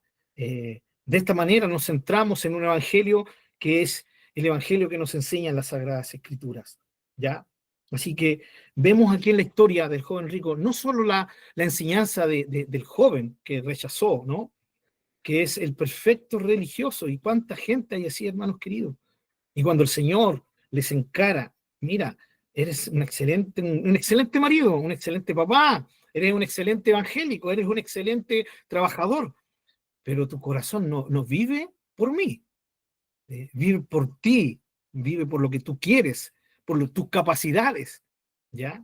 Y obviamente no hay nadie, hermanos, no hay nadie que vive una vida sin tener algo oculto, ¿sí? Me refiero a este tipo de personas que son las buenitas, ¿no? No, este hermano, esta es una persona tan buena. Esas personas que uno dice, no, es tan bueno, yo lo conozco, lo único que le falta es recibir a Jesús, nada más. ¿Ya? Esas personas, nosotros no tenemos ni idea lo que hay oculto en sus vidas. No tenemos ni idea, hermanos. Es más, ¿saben qué, hermanos? La generación de hoy es el doble, ¿sí? Está la doble posibilidad de lo que en generaciones de hace 100 años atrás. ¿Sí? Porque hoy en día hay pecados que se manifiestan por medio de la tecnología, y lo sabemos, ¿no? Cosas ocultas que uno ve. Hoy día uno tiene acceso a un mundo de cosas en Internet, ¿no? Tenemos, tenemos estos famosos streaming, tenemos acceso a todo tipo de películas. ¿Quién es el único testigo de lo que hacemos en oculto? Solo el Señor, hermanos. Hay cosas que nadie más sabe, ni el esposo, ni la esposa. Mis amados hermanos, que Dios guarde cada uno de esos matrimonios. Siempre. Siempre tenemos que estar orando por eso, hermanos. Pero de la mano de esto, tenemos que reconocer que la cantidad, hermanos, de divorcios, ya, producto, por ejemplo, de la pornografía, producto de, en el caso de uno, ¿cierto? Bueno, antiguamente se hablaba mucho de la pornografía con respecto al hombre, pero hoy día la pornografía está afectando a la mujer tremendamente, ¿ya? Pero no solamente eso, sino que el tema de las amistades online, ¿sí? De los amigos, de los ciberamigos, ¿ya? La esposa, el esposo, cuando se duerme el cónyuge, bien, y tiene su amigo, su amiga, se mandan fotos, ¿no? Y pasa a ser una adicción ese grupo de personas, ¿ya? Y pasan a ser tan importantes en la vida de las personas que al final terminan pasándole la cuenta al matrimonio. Y así sucesivamente, hermanos queridos, ¿no? ¿Cuántas cosas ocultas? ¿Ya? ¿Cuántas cosas ocultas que ocurren? Por lo tanto, tenemos que ser cuidadosos. El caso del joven rico era el caso de un hombre que tenía, lamentablemente, una autoconfianza en sí mismo, ¿ya? Que fue confrontada por el Señor cuando el Señor le dijo, saca todo, desprende de todo, suelta todo aquello, ¿ya? Todo aquello a lo que te aferras. ¿Para qué? Para que me puedas seguir, porque eso es el todo del hombre, seguir al Señor. Y él no pudo hacerlo. Y Pedrito, que sí lo había hecho, sí, ahora estaba como diciendo, bueno, ¿y mi cheque, Señor? Sí, mi cheque. Y el Señor amorosamente no lo reprende, ya, pero nosotros no podríamos estar en la situación de Pedro, porque nosotros conocemos la historia más allá de lo que Pedro sabía en ese instante histórico en que ocurre esto con el tema del joven rico. Nosotros sí sabemos, permítame esta expresión chilena, nosotros sí sabemos para dónde va la micro, ¿no? Sabemos para dónde va la micro, entendemos. Esta historia, hermanos, es potentísima porque nos enseña también sobre el mismo tema que hemos estado viendo, ¿ya? Espero que ustedes se hayan dado cuenta, ¿no? Eso de anda, vende todo lo que tienes, ¿sí? Hoy día tal vez no va a ser algo literal para la mayoría de nosotros. No es que el Señor le diga, ¿cierto? Raúl, vende tu autito, ¿cierto? Tu cosa, vende tu esposa, ¿no? No, eh, lo más probable es que el Señor, nuestro pastor Raúl, siga disfrutando, ¿cierto? De los bienes que el Señor le ha dado, que tampoco son de muchos, ¿cierto, pastor? Porque yo que les si somos hermanos, tenemos lo justo, lo necesario nomás y somos felices con eso, pero no va a pedir tal vez eso. Ya no le va a pedir a un hermano, una hermana que venda su casa, o tal vez sí, ¿sí? Pero es un tema entre Dios y sus hijos. No es algo que alguien le imponga. Yo soy convencido, hermano, que aquí no, yo no aceptaría ni un profeta ni una profeta. ¿Ya? No, no, no, no, no. Señor, si tú me quieres que yo haga algo así, yo sé que tú me lo vas a decir directamente. ¿Ya? Porque cuando se huele a eso, no, trae las llaves, ofrenda las llaves de tu auto. ¿Ya? Trae tu ofrenda al Señor. Escucha profecía del Señor que te dice, entrégalo, deshazte. No seas como el joven rico. Entrega, trae tu llave. Y pasan los hermanos llorando, entregando la llave y se quedan sin auto. ¿Ya? Eso, hermano, ni aquí ni en la quebrada del ají. Usted lo acepte. Eso no viene de Dios. Tal vez en algún momento de nuestras vidas algunos jugamos a ese jueguito. Pero hoy día ya tenemos claro que nuestro Dios no actúa así. No actúa así. Si va a ser Dios, nos va a llamar a entregar algo, es Él directamente el que lo va a hacer. Pero no me quiero desviar del tema, quiero enfocarme en eso. Porque mucha gente dice, no, no sigo a Jesús por eso, porque, wow, me contaron la historia de joven rico, ¿no? ¿Y cómo yo voy a vender todo lo que tengo si me he esforzado? No, no. Lo que sí, hermanos, el Señor le exige a usted y a mí es que todo lo pongamos delante de Él. ¿Sí? Eso. El Señor no me va a decir, vende el tiro las cosas. Pero tal vez con el tiempo el Señor sí vaya tratando conmigo. Pero como Él va a ir tratando conmigo, para mí no va a ser un dolor hacer algo que Él me pida en algún momento de la vida. Pero hoy yo tengo que tener todo delante del Señor, entregado. Y eso es lo que nos enseña la mayordomía. Nada es mío, Señor. Todo es tuyo. Cuando tú me pides algo, solo me estás pidiendo lo que es tuyo. Y yo tengo que tener un corazón adorador para que cuando tú me lo pidas, yo no tenga ningún drama en entregártelo. ¿Sí?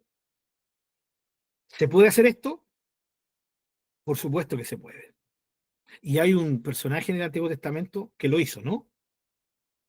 Entregó su mayor riqueza a Abraham.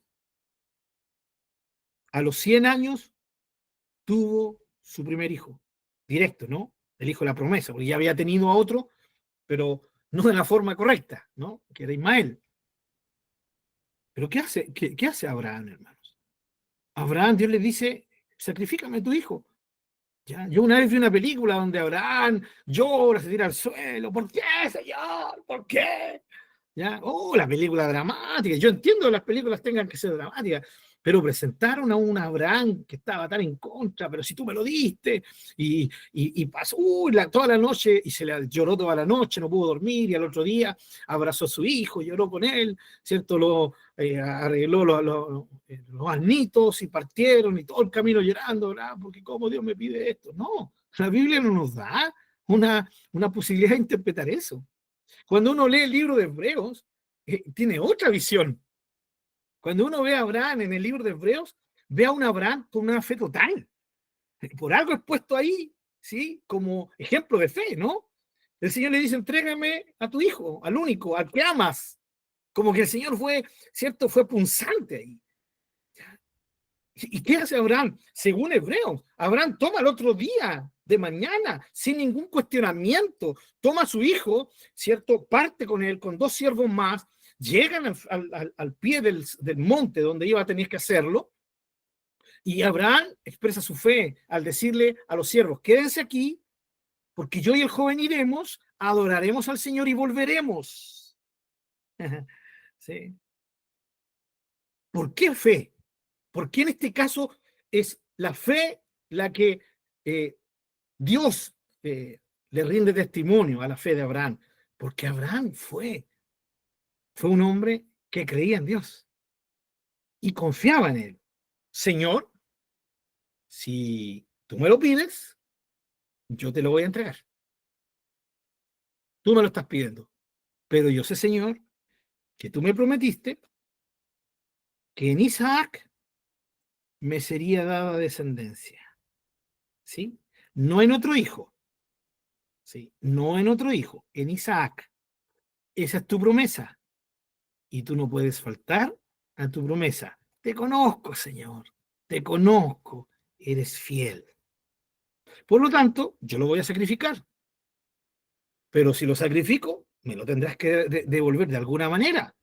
De alguna manera tendrás que devolver la vida. ¿Por qué creen ustedes que llega Abraham arriba, prepara todo, el hijo le dice, bueno, ¿y el cordero, papá? Dios se proveerá de cordero. ¿Sí? Levanta la mano, a él no le tiembla la mano, él toma la mano y va a sacrificarlo, hermano. Eso es lo que nos deja clara la historia, ¿ya? Él lo va a hacer, ¿ya? Él lo va a hacer. ¿Por qué? Porque confiaba en Dios. Y muchos critican, no, miren cómo Dios, ese Dios que tienen los cristianos, cómo le pide un hijo, ¿cierto? Que lo ama tanto a él, que mate a su propio hijo. Oye, pero ¿por qué te metí en la vida ajena? Diría yo, ¿no? A toda esta gente que dice, ¿por qué te metí en la vida ajena? Si no está Abraham para que le preguntes por qué estás juzgando una situación que tú no estuviste ni ahí, ni entendiste, y sin embargo te es tan fácil juzgar a Dios que era malo. No, si jamás Dios iba a dejar, si que se moría ya Isaac, aunque sabemos que jamás Dios hubiera permitido eso, porque a Dios no le agradan los sacrificios humanos, pero Dios estaba probando la fe de Abraham. Por eso, en el libro de Hebreos, ¿cierto? Se explica tan bien esto, ya mostrándonos a un Abraham de completa fe, ¿ya? Versículo 17 del capítulo 11 de Hebreos. Por la fe Abraham, cuando fue probado, ofreció a Isaac, y el que había recibido las promesas ofrecía a su unigénito. Fíjense, el que había recibido las promesas. Habiéndosele dicho, en Isaac te será llamada descendencia. El escritor de Hebreo no está mostrando esto, no está mostrando el corazón de Abraham. Abraham sabía que Dios le había dicho, en Isaac te será llamada descendencia. Versículo 19, pensando que Dios es poderoso para levantar aún de entre los muertos, de donde en sentido figurado, también le volvió a recibir. Está clarito, ¿no? El libro de Hebreos nos deja claro que Abraham estaba completamente dispuesto a sacrificarlo, ¿ya? Porque confiaba en su Señor. Sabía que era un ser fiel y le había prometido que en Isaac sería su descendencia. Hermanos, ¿se dan cuenta? Abraham entregó su gran tesoro, lo entregó, ¡pum! Ahí está. ¿Por qué entonces nosotros vamos a preguntarnos, a ver, qué habrá hecho Abraham? ¿Por qué tanto el padre de la fe? ¿Por qué tanta alabanza? ¿Sí? Hermanos, ¿se han dado cuenta? No sé si se han dado cuenta en el capítulo 11, ¿sí? En el capítulo 11, de Abraham comienza a hablarse en el versículo 8, ¿sí? Pasa todo hasta el versículo 19, ¿sí? Miren la cantidad de versículos del hombre que más se habla aquí. Es de Abraham. Es de Abraham. ¿Por qué? Porque Abraham nos mostró en una experiencia personal lo que es decir, Señor, todo lo que tengo es tuyo. Me diste a mi hijo, pero aquí está. Si tú me lo pides, te pertenece. Te pertenece, ¿no? Es tuyo. El joven rico no lo pudo hacer. Nosotros sí somos llamados a hacerlo, hermanos. Ya. Hay un caso en la historia misionera, hermanos. Él se llamaba Charles Studd, ¿ya? O Carlos Studd. Un joven que tenía su papá una muy buena situación. Ellos eran ricos, ¿no? Con un joven inglés, ya de alta alcurnia, aristócrata. Y cuando el Señor lo llama, él hace lo que el joven rico no hizo, ¿no? Renunció a su herencia y cuando su papá muere y le dan parte de la herencia, él la reparte, la reparte para los pobres, para movimientos misioneros, a otros misioneros, se deshizo de su herencia, ¿sí? O sea, un hombre del siglo XIX, ¿no? Por lo tanto, tenemos que entender que esto es posible. Pero este es el trato de Dios con cada uno de nosotros, ¿ya? Sí, por favor, ninguno tenga miedo de que el Señor le va a decir, vende mañana a tu casa. Vuelvo a decir, es posible, pero es un trato entre Dios y cada uno de nosotros, ¿sí? Y esto no solamente se aplica a eso, se aplica a nuestros hijos, ¿no? Mi hijo, yo quiero que mi hijo termine una carrera, ¿ya? Que gane buena plata, ¿sí? Para que me regale una guitarra, ¿ya? Natalia y el Benja saben eso, ¿ya? Bueno, ya me compré mi guitarra, si me dio mi guitarra, así que se salvaron, ya no es necesario que me regalen eso. Pero, sobre todo, nosotros tenemos que entregar a nuestros hijos al Señor, ¿ya? Pero antes que nada, nuestras propias vidas, que nuestras vidas estén rendidas a Él, a Él. Eso es lo que no pudo hacer el joven rico, porque no pudo seguir al Señor, ¿sí? Seguir al Señor. Pedro lo estaba siguiendo, pero lo estaba siguiendo también todavía con cierta así, esperanza de que recibiera algo a cambio. ¿Qué pasa con nosotros? La idea es seguir al Señor, ¿sí? Aunque el Señor no nos diga hay recompensa, ya en el cielo, que sí la hay, porque a Dios le place hacerlo, ya no porque la merezcamos, sino porque Dios nos quiere recompensar, Dios nos quiere honrar, lo va a hacer cuando estemos arriba, hermanos, ya, esa es una promesa de Él, pero no es porque lleguemos allá, digamos, yo me la merecí o yo me la gané, ¿cierto? Porque soy tan bueno, tan dedicado y fui tan santo. No, porque si yo llego a hacer algo en Cristo, es justamente porque estoy en Cristo y es por Cristo, ¿sí? Cuidado, hermanos, cuando enfocamos, ¿cierto? Poder a la oración y a algunos, ¿cierto? Que les gustan los ayunos, ¿ya? A la oración y al ayuno, ¿no? El poder está en la oración y el ayuno. El poder no está en la oración y el ayuno. El poder está en Dios.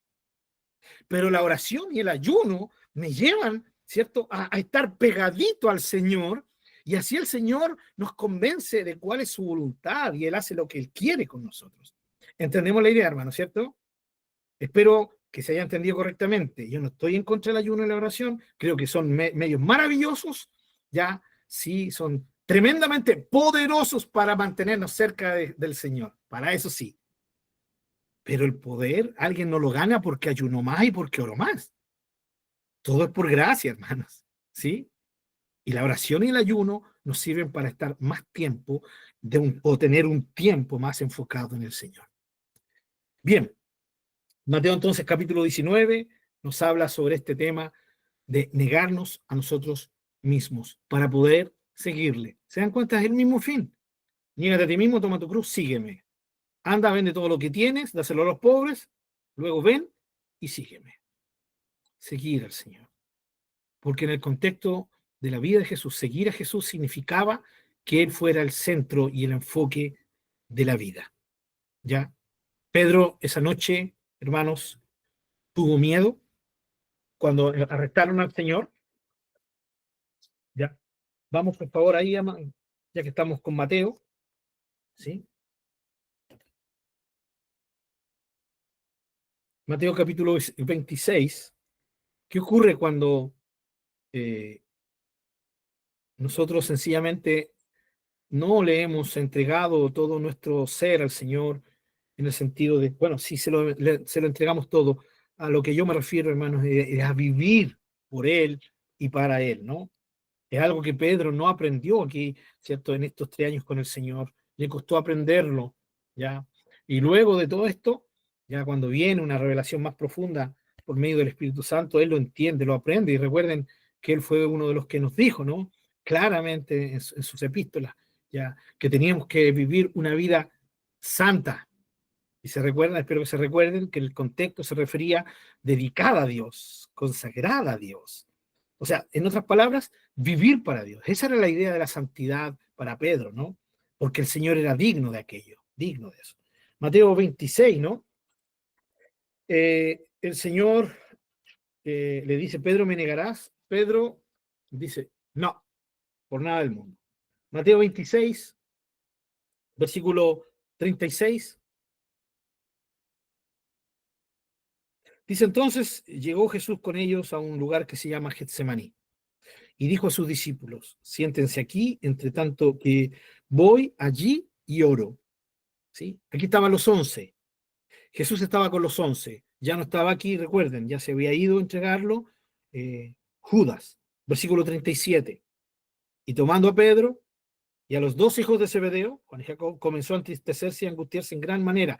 Tomó a Pedro, a Juan y a Jacobo, ya los tomó. ¿Qué significa eso? Que los tomó aparte. Marcos es más claro en esto, en decir que se apartó. O sea, hermanos, tenemos aquí 2 grupos. A 8 que quedan ahí en espera. A 3 que se los lleva más adelante. ¿Sí? A esos 3, no a los 8 que quedaron. A los 8 que quedaron atrás, solo el Señor les dice, siéntense aquí y espérenme, porque yo voy a ir a orar. Es a los 3 que él aparta. A Pedro, Juan y Jacobo, es a ellos a los que les dice, versículo 38. Entonces Jesús les dijo, mi alma está muy triste hasta la muerte. Quédense aquí y velen conmigo. ¿Sí? Esta demanda no es para los 8 que quedaron atrás. A ver, 8, 9, 10, 11, sí. Pensé que estaba mal en la matemática. Los 8 que quedaron atrás, ellos no escuchan esto. Ellos no escuchan esto de que estoy triste. No escuchan eso. Tampoco escuchan la demanda, ¿sí? La exhortación del Señor a decir, quédense aquí y velen conmigo, manténganse despiertos. ¿Ya? Que eso implicaba, y ellos lo entendían, que era orar. ¿Ya? Son estos 3. Los 3 responsables para esto son Pedro, Juan y Jacobo. ¿Ya? Y bueno, nosotros conocemos la historia, ¿no? Versículo 40. Vino luego a sus discípulos y los halló durmiendo. ¿Ya? Y dijo a Pedro, así que no has podido velar conmigo una hora. ¿A quién le dijo? ¿A quién le habló? A Pedro. ¿Sí? Se lo dice a Pedro, hermano. Dijo a Pedro, pero ahí también estaba Juan y Jacob. Pero él se refirió a Pedro. ¿Qué Pedro es? Es el mismo que unos minutos antes, tal vez una hora antes, le había dicho, mi vida pondré por ti. Mi vida pondré por ti. No, me negarás. No, estás equivocado, Señor. Mi vida pondré por ti. Bueno, ese que dijo, mi vida pondré por ti, Habían pasado unos tantos minutos, ¿ya? No sabemos cuánto, una hora tal vez, menos, ¿ya? En que el Señor le pide, por favor, vela, y Pedro es incapaz de velar, de estar despierto por su Señor. Está bien, Lucas dice, estaban con pena, ¿ya? Pero Lucas no dice eso para justificar a Pedro, a Juan y Jacob. Solamente nos da esa información de que tenían pena, ¿ya? ¿Por qué? Porque ahora ya se estaban convenciendo de que sí venía la entrega del maestro, pero eso no es una excusa. Jesús no lo toma como excusa, porque aquí claramente es un reproche. Así que no has podido velar conmigo una hora, ¿ya? Velen y oren para que no entren en tentación, el espíritu de verdad está dispuesto, pero la carne es débil. Jesús les dijo, tienen que orar, oren. Versículo 42, otra vez fue, y oró por segunda vez diciendo lo que sabemos, ¿sí? Versículo 43, vino otra vez y los halló durmiendo de nuevo, porque los ojos de ellos estaban cargados de sueño. Y dejándolo se fue de nuevo y oró por tercera vez diciendo la misma palabra. Entonces vino a sus discípulos y les dijo, duerman ya, descansen. Y aquí ha llegado la hora. El Hijo del Hombre es entregado en manos de pecadores. Levántense, vámonos, vean, se acerca el que me entrega. Hermanos, fue el tormento, humanamente hablando, hermanos, fue el tormento psicoemocional de Jesús aquí en Getsemaní. El Señor no solamente sufre en la cruz, ya está sufriendo de antes, ¿sí? Y este tormento psicoemocional, hermanos, psicológico y emocional en él, también alcanza su cuerpo y también tiene que ver con lo espiritual, porque él está siendo atormentado espiritualmente, ¿ya? Por lo tanto, es fuerte lo que está viviendo en Getsemaní el Señor, ¿ya? Es muy, muy potente. Está más allá de lo que usted y yo podríamos imaginarnos que el Señor vivió en Getsemaní, ¿ya? Fue una lucha en contra para rendir su voluntad humana, ¿ya? Lo maravilloso de todo esto es que el Señor lo experimenta en victoria.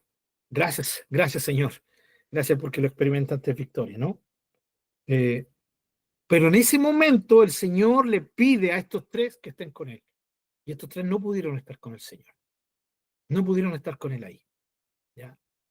La pregunta, hermanos, la pregunta es, ¿el reproche del Señor es injusto?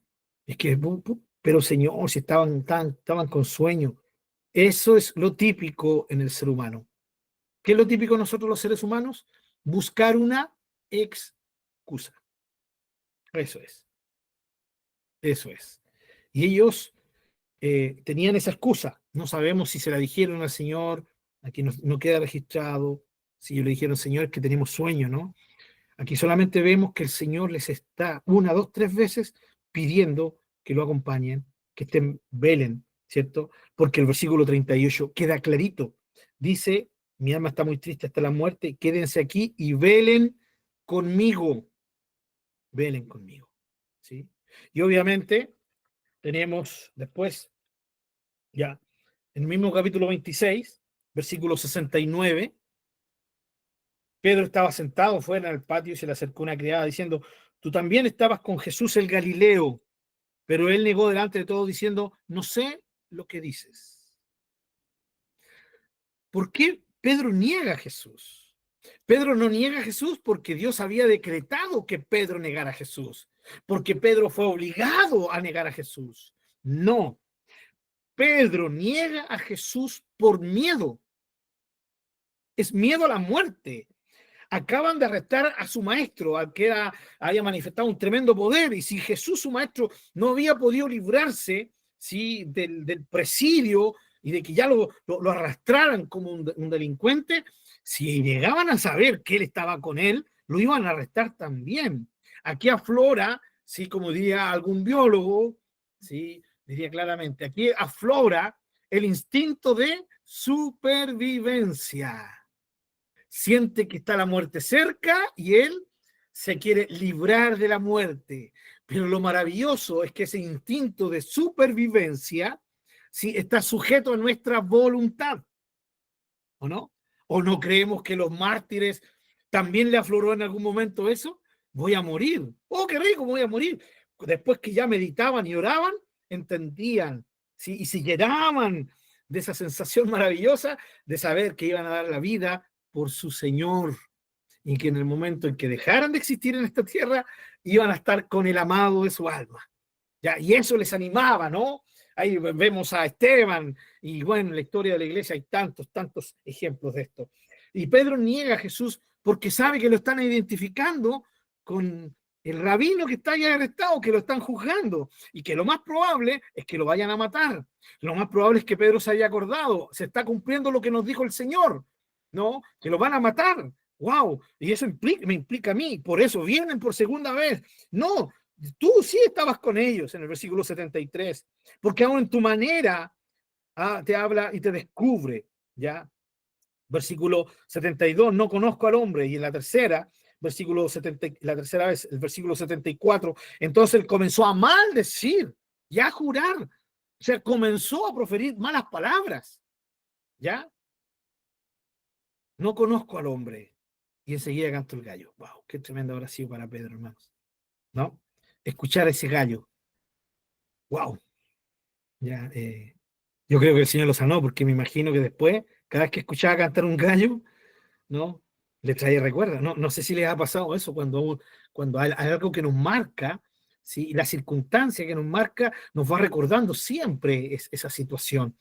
Y yo creo que si el Señor no sana a Pedro después, Pedro jamás hubiera querido tener un gallo, hermanos, ¿ya? Y lo digo en serio, porque era algo que le recordaba vez tras vez esa noche terrible en que él traicionó a su maestro de haber jurado y recontrajurado que no lo iba a hacer. Y Pedro entendió que sencillamente él había puesto su propia vida, ¿sí? La vida personal de Pedro, por sobre su fidelidad a Jesús. Eso es algo que Pedro después entendería y aprendería. Por eso el Señor lo restaura con las tres. Pedro, me amas. Pedro, me amas. Sí, Pedro, me amas. Apacienta mis ovejas. No, sígueme tú. Sígueme.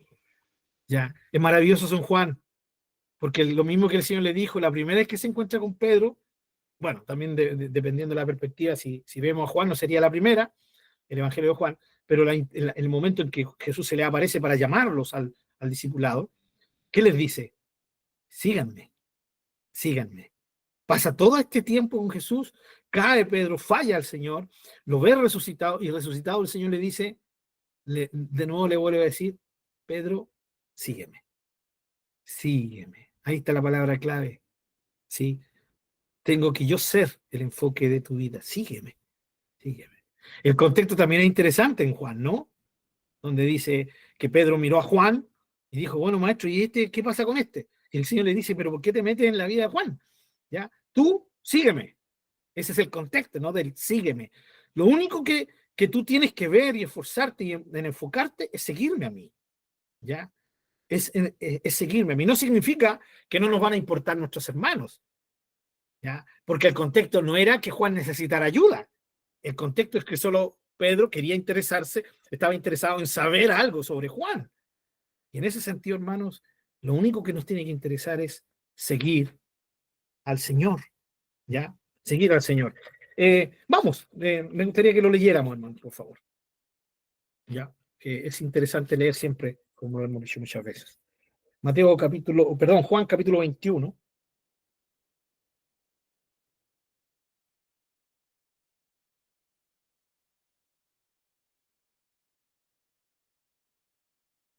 El Evangelio de Juan capítulo 21. Bien, versículo 15. Cuando hubieron comido, Jesús dijo a Simón Pedro, fíjense cómo Jesús se está dirigiendo a él, ¿no? Simón, hijo de Jonás, ¿me amas más que estos? Le respondió, sí, Señor, tú sabes que te amo. Él dijo, pacienta mis corderos. Ya. Volvió a decirle la segunda vez, Simón, hijo de Jonás, ¿me ama? Pero le respondió, sí, Señor, tú sabes que te amo. Le dijo, pastorea mis ovejas. Le dijo la tercera vez, Simón, hijo de Jonás, ¿me amas? Pedro se entristeció de que le dijese la tercera vez, ¿me amas? Y le respondió, Señor, tú lo sabes todo, tú sabes que te amo. Jesús le dijo, apacienta mis ovejas. De cierto te digo, cuando eras más joven te ceñías e ibas a donde querías, pero cuando ya seas viejo, extenderás tus manos y te ceñirá otro y te llevará a donde no quieras. Eso dijo dando a entender con qué muerte había de glorificar a Dios. Y dicho esto, añadió, sígueme a Pedro, ¿no? Volviéndose Pedro, vio que les seguía el discípulo a quien amaba Jesús. Ya nosotros sabemos que es Juan, ¿no? Es la forma en que él se refiere a sí mismo en su evangelio. ¿Ya? A quien amaba Jesús, el mismo que en la cena se había recostado al lado de él y le había dicho, Señor, ¿quién es el que te ha de entregar? Versículo 21. Cuando Pedro le vio, dijo a Jesús, Señor, ¿y qué de este? ¿Qué va a pasar con este? Jesús le dijo, si quiero que él quede hasta que yo venga, ¿qué a ti? Y de nuevo, tú sígueme. Pedro, si todo tiene que ver con seguirme, sígueme. ¿Sí? Sí, fíjense que el Señor no le estaba diciendo, sígueme en estos días que voy a estar con ustedes. Es exactamente el mismo llamado del principio.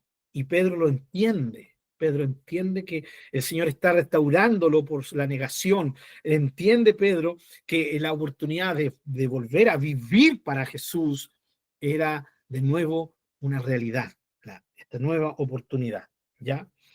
¿Qué a ti? ¿Por qué quieres saber información de lo que le va a pasar a tu hermano en el futuro? ¿O qué tengo mi trato con él? No, no, no, no. Tú tienes solamente un punto en que enfocarte. Sígueme, sígueme. Eh, Hermanos, volviendo al tema de Pedro, de los apóstoles, hermanos, ¿cómo podríamos describir a estos hombres? Discípulos, ¿sí? Seguidores del Señor. En el libro, de hecho, también a los cristianos se les llama discípulos, ¿no?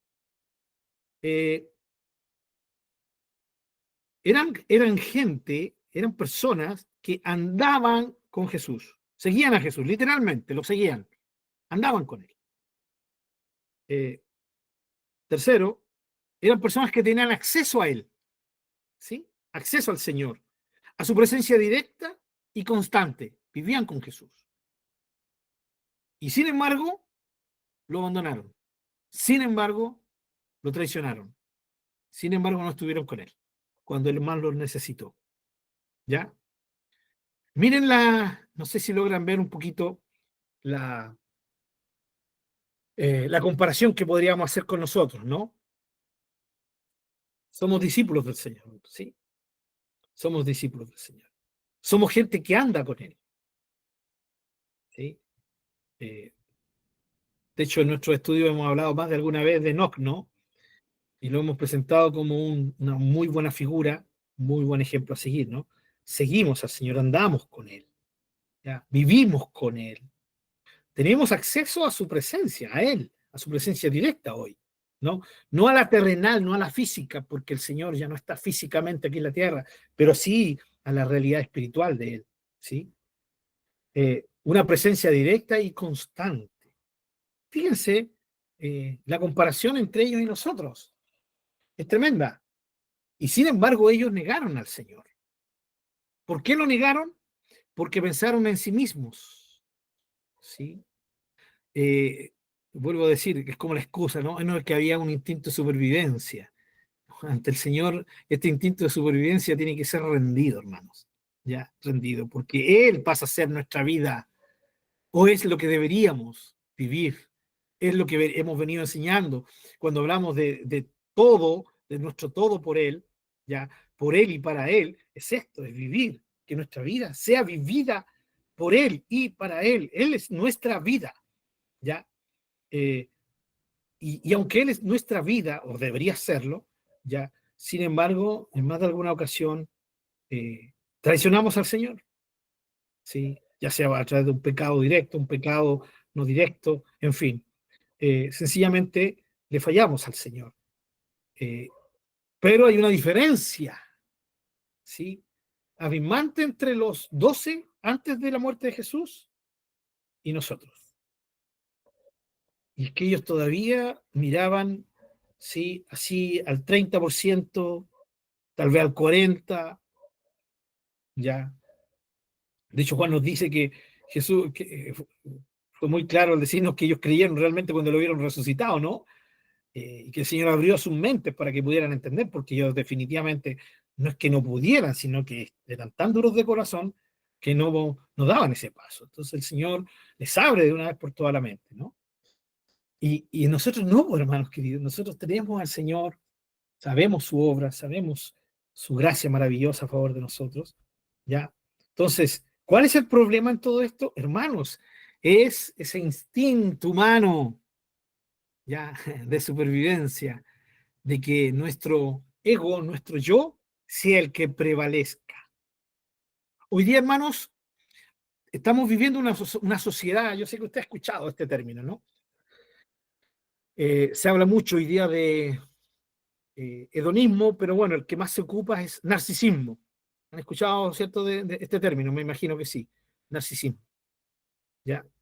Las personas narcisistas son personas egocéntricas, pero que llevan el egocentrismo a un extremo, ¿no? A un extremo brutal.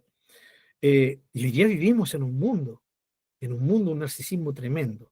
Y creo que lo comentamos en un estudio pasado, ¿no? Hoy día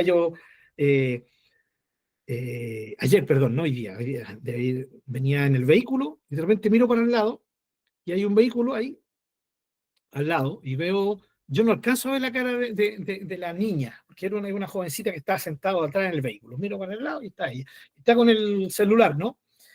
Yo no vi la cara de ella, pero sí vi la imagen de ella en el celular, ¿sí? Y me imagino que es una de esas aplicaciones, porque como que ella hacía retoque y se miraba, se miraba, se miraba. Y ahora hemos estado como 5 minutos ahí en el rojo, y yo seguía mirándola, y ella se seguía mirando, se arreglaba. ¡Wow! Impresionante. Un amor a sí mismo, impresionante. O sea, era claro que ella amaba mirarse al espejo. ¿Sí? Espejito, espejito. ¿Ya? Eh, bueno, ese es el ejemplo de cómo está nuestra sociedad, hermanos. ¿Sí? Pero eso también pasa con los hijos de Dios, ¿sí? Cuando intentamos darnos un realce más del que deberíamos creer, ¿ya?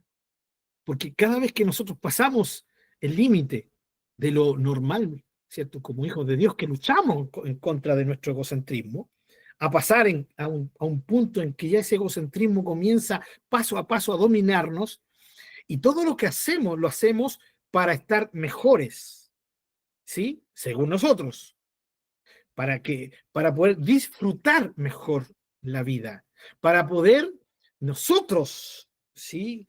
Prosperar yo. Y hermanos, esta visión, ¿sí? Esta autovisión que tenemos de nosotros mismos, en que nos comenzamos a dar más importancia de la que tenemos, comienza a volverse una enfermedad. Y hermanos queridos, según la Escritura, pecado. Porque cuando un hijo de Dios, una hija de Dios, piensa en sí mismo y toma una determinación para estar mejor ella misma, ¿cierto? Esta misma persona, a sí misma, por sobre el bienestar de otros, especialmente incluso mamás, papás, ¿cierto? Que están por sobre, su bienestar está por sobre el de sus hijos. Hermano, eso es pecado. Permítame esta expresión chilena aquí y en la quebrada del Ají. ¿Sí? Es cuando estamos pensando en nosotros mismos, ¿cierto? En desmedro de los otros. Eso lo vimos la semana pasada. Ama a tu prójimo como a ti mismo. Amar al prójimo tiene que partir de la base de cuánto nos amamos nosotros mismos, de ahí para arriba. Recuerden, hermanos queridos, yo no puedo, ¿cierto? Yo puedo amar al prójimo como a mí mismo, puedo amar a mi prójimo por sobre mí, pero jamás amar al prójimo por debajo de cuánto me amo yo. La lucha del cristiano es, hermanos, es contra su egocentrismo, contra esa tendencia que tenemos hacia el egocentrismo. Hermanos, todos los deleites carnales, sensuales, todos los deleites, hermanos, si aún aquellos que parezcan buenos, pero que actúan en desmedro de otros, todos tienen que ver con un solo punto, ¿sí? Con que el ser humano busca su propio bien a costa del bienestar de otros. Y eso es absolutamente contrario a lo que el Señor nos enseña, ¿sí? El todo por Él, porque la idea es que vivamos por Él y para Él. Señor, voy a hacer esto porque te honro. Voy a hacer esto porque sé que esto te agrada. No voy a hacer esto porque entiendo que no es tu voluntad, por lo tanto no es de tu agrado. Señor, mi vida es para ti.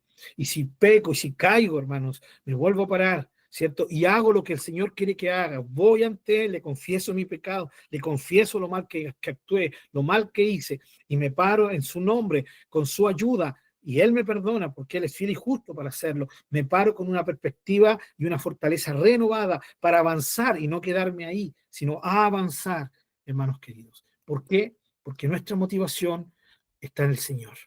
Nuestra alegría, ¿cierto? Nuestra plenitud está en Él.